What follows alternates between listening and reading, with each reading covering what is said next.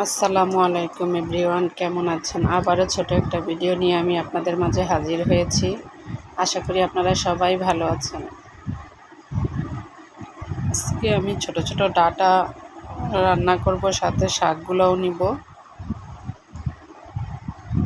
এই জন্য আমি ডাটাগুলোকে এভাবে কেটে নিয়েছি। এগুলো আমি কই মাছ দিয়ে রান্না করব, সাথে 2টা আলুও দিয়েছি। কড়াইতে একটা প্যান বসিয়ে পরিমাণ মতো পেঁয়াজ, এখন তেল দিয়ে দিব।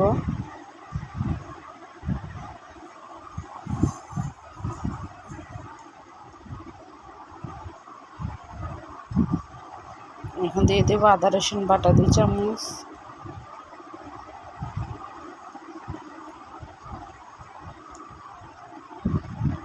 স্বাদ মতো লবণ,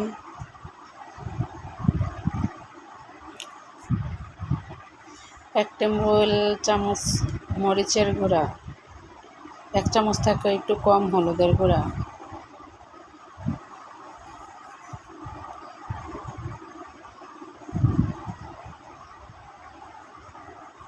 দিয়ে আমি এখন পানি দিয়ে দেব,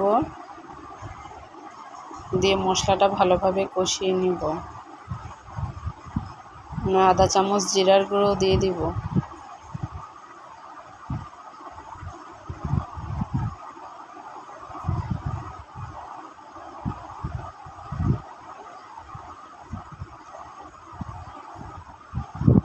ভালোভাবে কষিয়ে নিব মশলাটা। এখানে আমি কই মাছগুলোও নিয়েছি, কই মাছগুলো অন্য চুলায় ভাজি করে নিয়েছি। যেমন মশলাটা কষানো হয়ে গেছে, এখন আমি ডাটাগুলো দিয়ে দেব।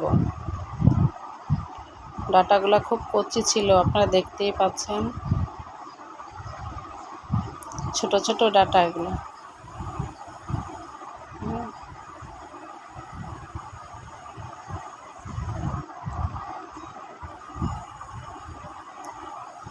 কয়েকবার উল্টিয়ে পাল্টিয়ে দেব।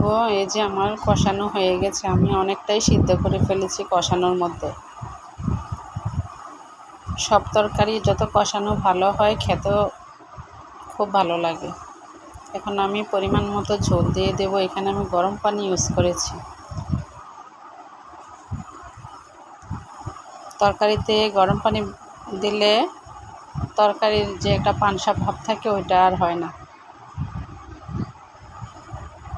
এখন আমি মাছগুলো দিয়ে দেব।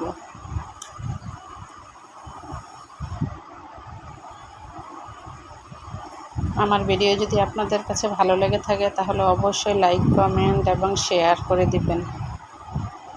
সাবস্ক্রাইব করে পাশে থেকে যাবেন। এখন পরিমাণ মতো ধনিয়া পাতা দিয়ে আমি তরকারিটা নামিয়ে নিব।